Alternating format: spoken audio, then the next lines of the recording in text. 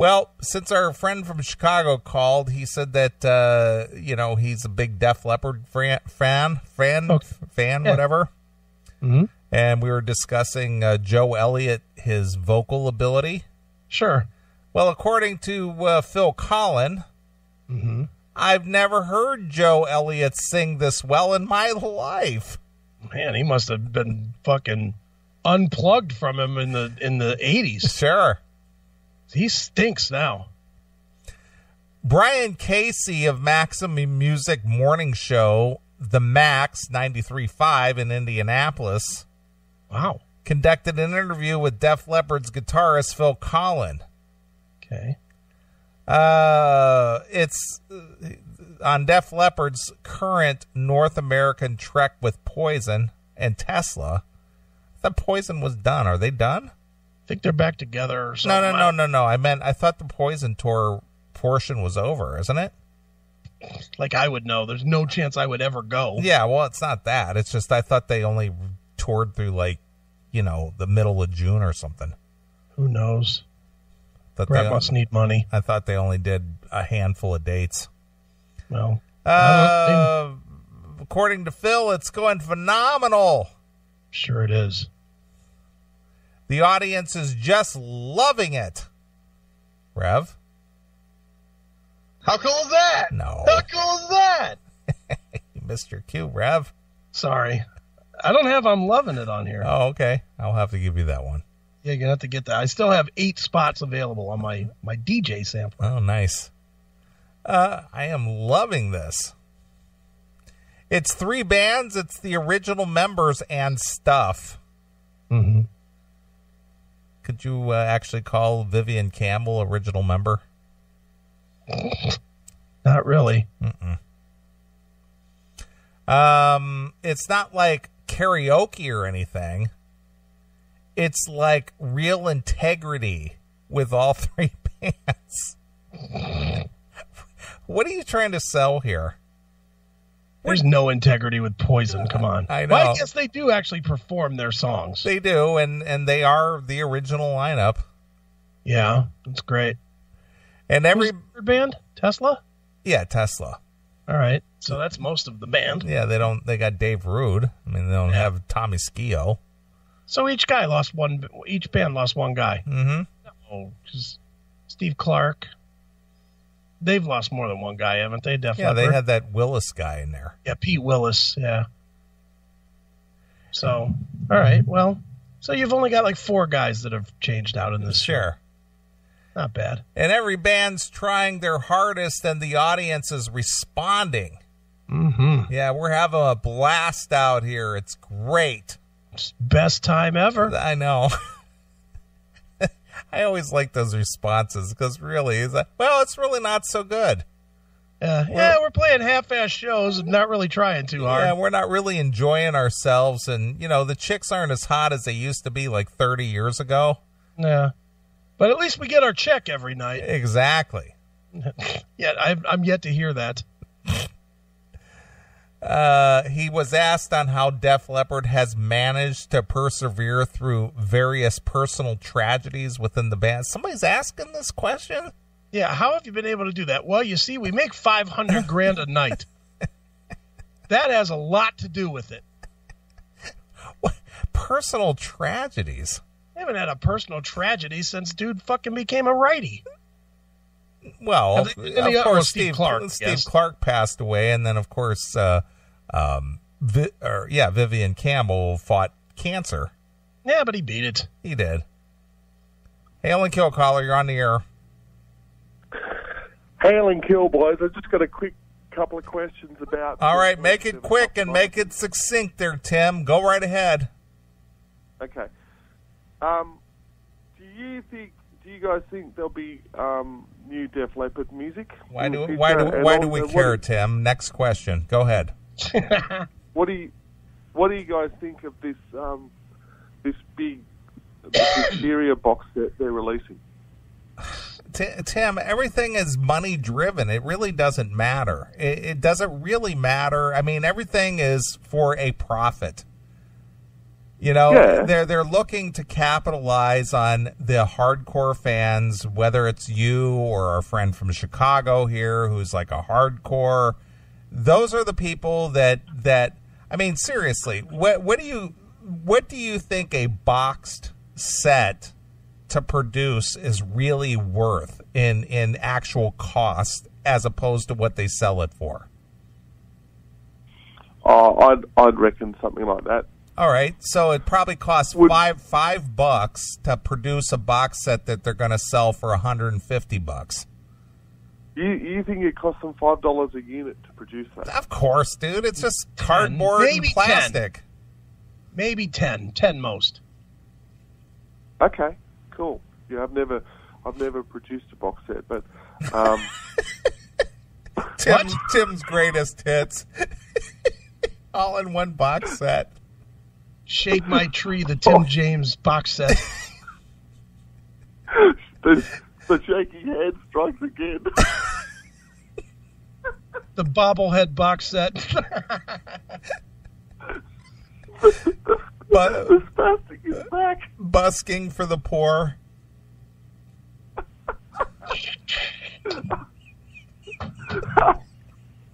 Also, have you guys heard this awful Quiet Riot song? Tim, have you not been listening to the show? We just played it. Oh my God! Yeah, I know.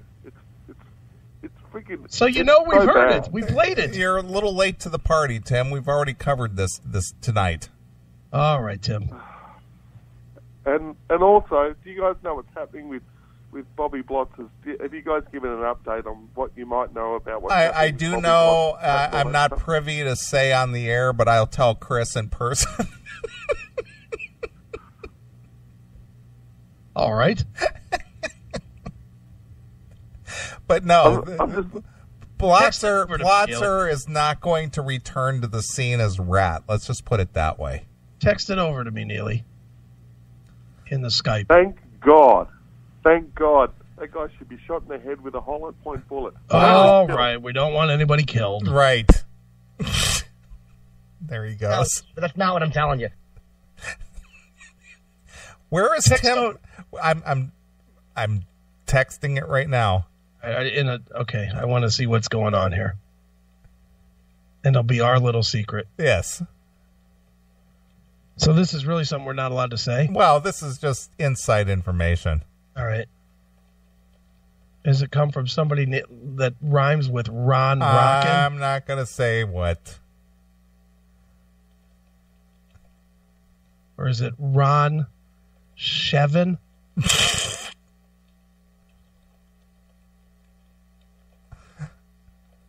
Chris McCadillac?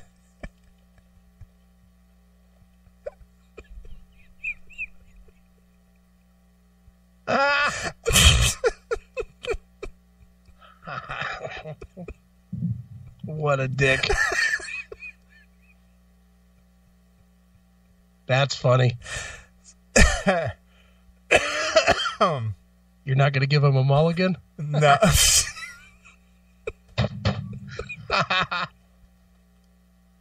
All right, that won't make sense to not one goddamn listener here, but that's a funny fucking line. Holy shit. Admit that one, Neely. That was a funny fucking line. And I'm gonna give you one little last piece of information. Okay. Let's see here. No, this is great entertainment, isn't it? I know. We're just telling secrets. I know, we're telling secrets. We're gossiping bitches. Just telling secrets. And we're not going to tell you. Yeah. Uh-huh.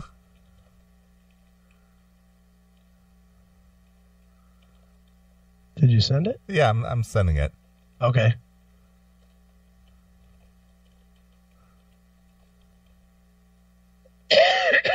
Mm-hmm.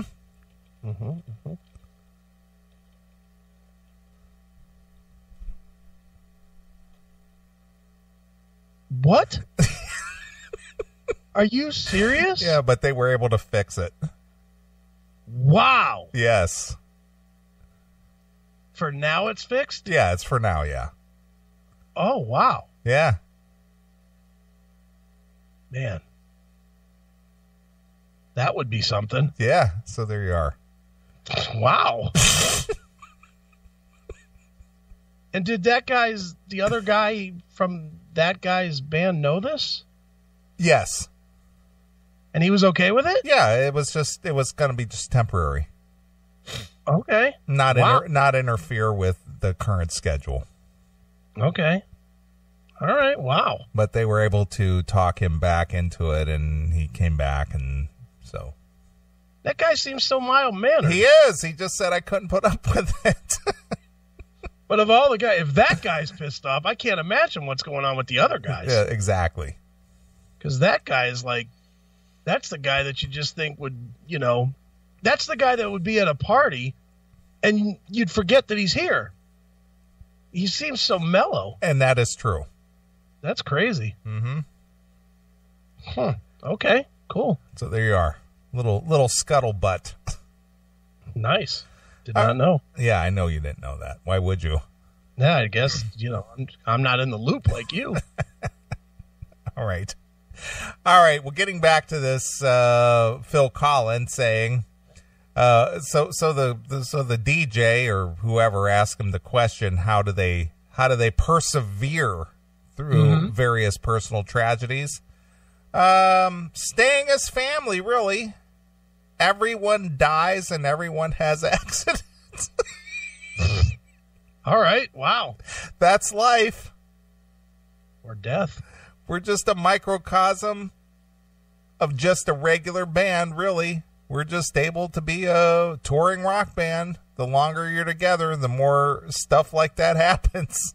Wow. Just ask Skinnerd, man. Yeah, just ask Artemis Pyle. Exactly. He's got a story to tell you. You have to roll with it and just do our thing. That's right. We love being in a band. We love writing these songs. Just getting out there and especially touring is just a blast. It's all we can do, really. Okay. Is that like the most non-answer answer? Yeah, whatever. We get together. We fly under the Def Leppard banner. Promoters are willing to pay us, and we go out there and make a paycheck. Yeah, we go out there and work. It's great. I get to live in a big house whenever I am home. Exactly. So he was asked about working with Vivian Campbell, who joined Def Leppard in 1992 after stints with Dio and Whitesnake. Let me guess.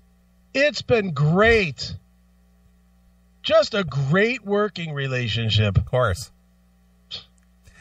He's actually been in the band longer than deceased guitarist Steve Clark was. Thank God he's still breathing. We obviously work great. Now, I've seen Def Leppard probably 4 times with Vivian Campbell on guitar. Okay. And the guy doesn't bring really anything to the table. No. I mean, he doesn't really stand out or anything, at least not what I've seen. No, he just plays. Yeah. He never really brought that much to the table when he was in Dio. True. But he was the only guitarist in Dio during his time, though. Right. No, these guys, Steve and Dunn, they make more than $20,000 a show. I can assure you that. Def Leppard, what do you think they pull down? What does Def Leppard pull down for a show? Yeah. I'm thinking 200,000 because I know for a fact that Skinnerd gets $250,000. Yeah, and they're right in that boat. Yeah, they're in that same ballpark, sure. Yeah, I would say right in there, $200,000, $250,000, somewhere in there. I mean, if that stupid promoter over in Jersey was willing to pay Twisted Sister $200,000, I can guarantee you that Def Leppard is making at least that playing sheds. Yeah, I think it's got to be. Yeah, there's nothing online that says, but as headliners, I guarantee you they're making about $200,000 a night. Let's see if we can get it. His box score report has been landed. Where's the box score report? Where's Def Leppard? Depeche Mode. Dixie Chicks. Control F. Def Leppard. They're not on this page. Why'd you fuck... Oh, this fucking shit. They lead me to this page, and then there's nothing there. Def Leppard. Oh, wow. They don't say how much they make, but gross sales, $896,974 for one gig. Okay. For the one gig that it was Def Leppard, Poison, and Tesla, they sold out 9,935 seats. Okay. Tickets worth $39.50 and $125. Okay. Def Leppard's easily making $200,000. Yeah. Well, if they're only selling 10,000 seats for 3 bands. Yeah. Def Leppard's got to be doing 200, and Poison 100, and then Tesla about $65. Yeah. So that's very reasonable to think that that's the kind of money that they're making. Right. I would think so. What do you think Tesla's making on that tour? 50? 50. Yeah, probably. 50 for 45 minutes of playing. That's sure. not bad. That's pretty good. Yeah. Give Dave Rude his $200 for the gig and then split the rest evenly. Don't you think? I would imagine. I don't know that. I don't know what Dave Rude's position in the band is, whether he's a quote unquote a member or whether he's still a hired gun. Yeah, he's got to still be a hired gun. Why would they make him a member? No idea. Here, let me just not make some money. Here you go. Why would you do that? That would be stupid. Sure. They probably just give him some writing credit or something. But there's definitely a reason that there's still a Dave Rude band out there. If he was a member, I doubt that there'd still be a Dave Rude band out there. Sure. Just a guess. Getting back to the Vivian Campbell thing. Mm-hmm. We didn't really have auditions when Steve passed away. You don't replace a family member, so we didn't do that. We added Vivian to the band. So Steve was not replaced. Vivian was just added. Okay, well, good. Glad we got the semantics in order here. That was the way we wanted to do it, and we didn't want to replace someone. It's great. He's been a great addition, so that all worked out perfectly in that contract, or context, rather. Sure. On what Steve Clark, who passed away in 91 due to alcohol poisoning, meant to Def Leppard. Phil says... It's everything, man. Everything. He was my best friend. Of course. That was horrific. It was just awful. Like I said, it's life and it happens, unfortunately. Yeah. It's not life. That was self-inflicted. It's life, dude. No, it's not. Sure it is. Just ask Janie Lane. Yeah, oh, sorry. Yeah, you can't. I can't. Yeah, he and Steve Clark earned their wings, and they're both jamming on their gold Epiphones. The gold wine bottles. Stupid. It's not just life. It's just life, dude. People drink themselves to death. Sure. Come on. Didn't we get in a lot of trouble for saying? I think we did, but so what? He had demons, man. Yeah, he had demons. Yeah. Shut up. All he had to do was paint a house, and he didn't. He drank instead. Exactly. Shut up. On the song variety found on the band's new album, and there will be a Next Time Live from Detroit DVD release. Mm-hmm. We continue to get better every time we go out on tour. Yeah, every time. Every time. Please. The singing gets better. The playing gets better as well. Mm-hmm. For us, that's exciting. Even like these versions of the songs compared to 10 or 15 years ago when we recorded other things before, you can hear a huge difference. That's the right trajectory, and you got to keep getting better. It's really good. Really good. Sure, that dropped down to three octaves in the playing. It didn't affect it any, did it? They play way lower now, don't they? Yeah, they do. Yeah. And slower. I know I've seen some videos where it just sounds like they're playing like slow now. Like the songs are like mid-tempo when they used to be fast. Sure. Which I get. Hey, more power to them. If I've truth be told, I've really never heard anybody come out of a Def Leppard show saying that the show sucked. You know, other than Wes, and Wes's was a different animal. But, you know, even now, you know, admittedly, it's a bunch of chicks, but they all seem to enjoy the show, so they must still be putting on a watchable show. Right. Phil was asked about the quality of the band's recent live performances. Mm-hmm. Like I said, we've got better. I've never heard Joe Elliott sing this well in my life. I mean, since we've been in the band, which for me is 35 years, it's amazing. His voice, I'm thrilled about that. And we just got better as a band. Bad must they have been at the beginning? Yeah. If he thinks that this is better. Yeah. So we're promoting the live DVD, so most of the stuff on that, and then, you know, obviously Poison and Tesla go down in the absolute storm. A lot of these dates sold out already. It's just been, audience reaction has just been ridiculous. Ridiculous. So, yeah, we're having a lot of fun out there. I guess. And then the last but not least, he was asked about the band's often complex and multi-layered studio track production and what it is to play that live. Mm-hmm. You have to approach them slightly different.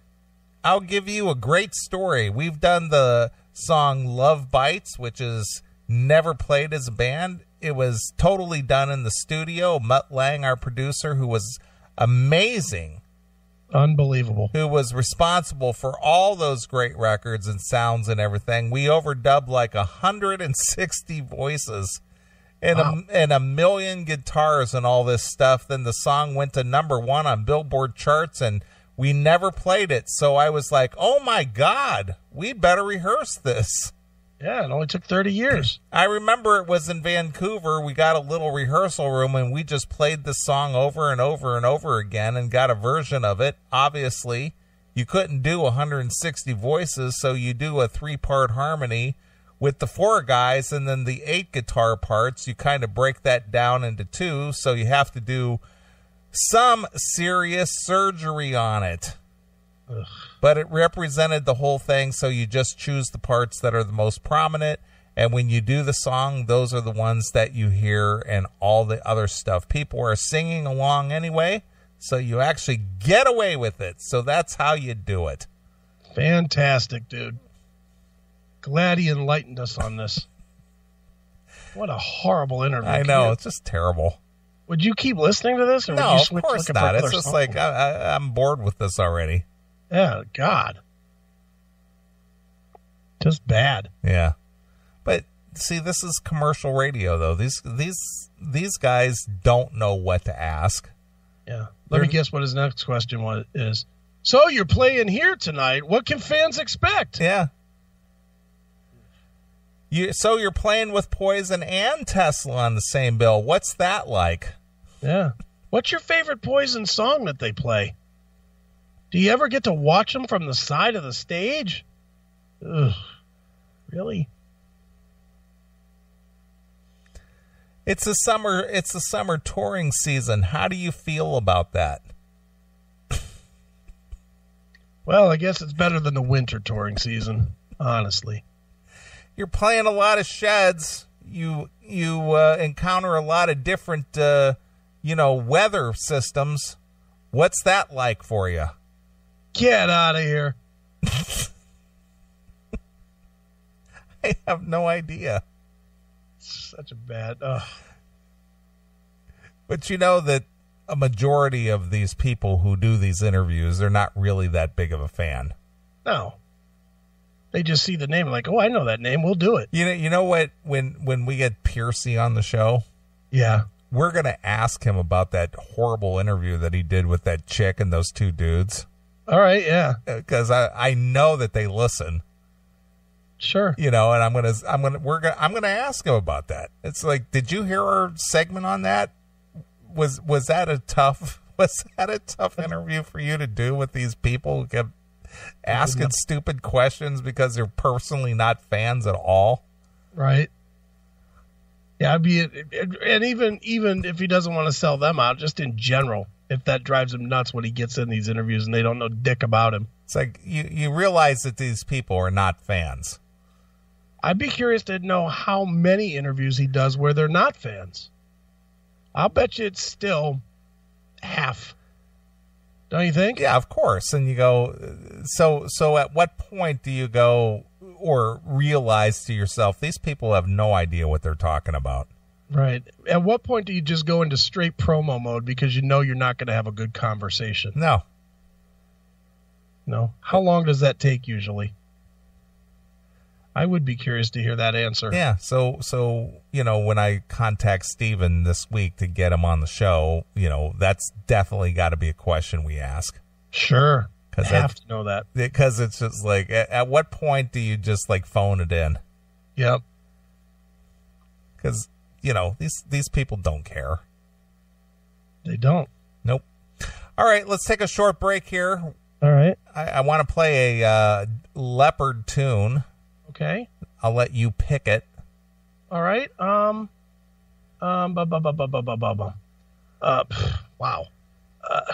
I don't want to go with the normal stuff. Yeah, that's why I'm asking you, because sometimes it's going to a little deeper track. How about Tear It Down? From is that on Adrenalize? You think? Track 10 on Adrenalize? Tear It Down is it is on Adrenalize. It's like the last track. It's the third to the last track. Okay. So we'll play that. So we'll play a couple of tunes, we'll come back and we'll do some more stuff. All right. How's the voice holding up? As long as I keep drinking water, I'm good. All right. We'll take a little extended break, let you rest your voice, and we'll come back. Here's Def Leppard from the Adrenalize release. It's Tear It Down, exclusively here on your classic metal show.